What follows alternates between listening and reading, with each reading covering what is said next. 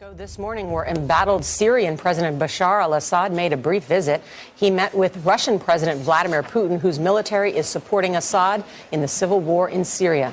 This was a lot more than a courtesy call. It was a thanks for everything, and I mean everything call.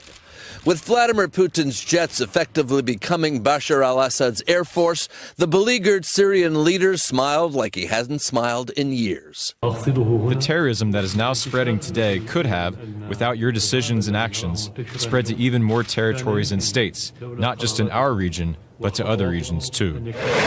2 weeks into Russia's surprise military intervention in Syria in the air and on the ground, Mr. Putin promised Mr. Assad continued support.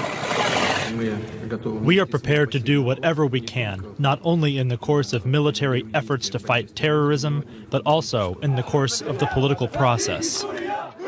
That's a process the U.S. would like to see result in Assad's ouster. Today, U.S. officials wonder how the visit will affect upcoming meetings Friday between Secretary of State Kerry and his Russian counterpart, Sergei Lavrov. The White House spokesman telling reporters, quote, "We view the red carpet welcome for Assad, who has used chemical weapons against his own people, at odds with the stated goal by the Russians for a political transition in Syria." But Russia's recent military activities may not end in Syria.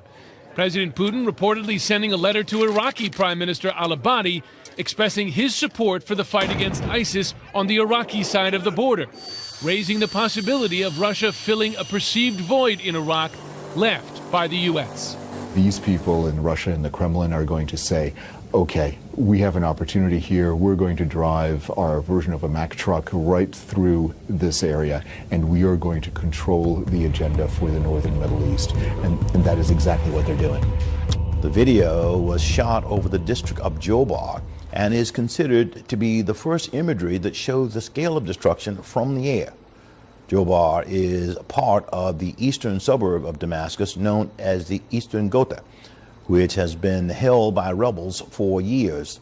Thousands of Syrian army airstrikes and barrel bombs have been dropped from army helicopters throughout the country's civil war. Most are in the central and northern parts of Syria, and some are in those eastern suburbs of Damascus. Artillery shells and airstrikes on Jobar shake Damascus practically on a daily basis.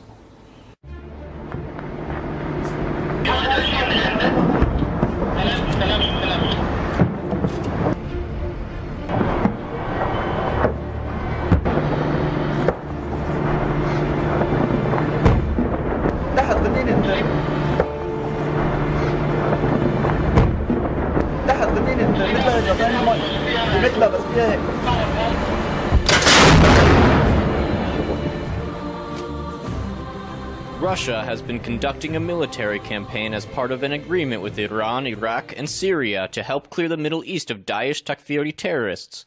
The Russian military action has proved effective, but the Russian Ministry of Foreign Affairs remains concerned about foreign support for the terrorists. The ministry says ending foreign support and financing for terrorists operating in Syria is now a top priority for Russia.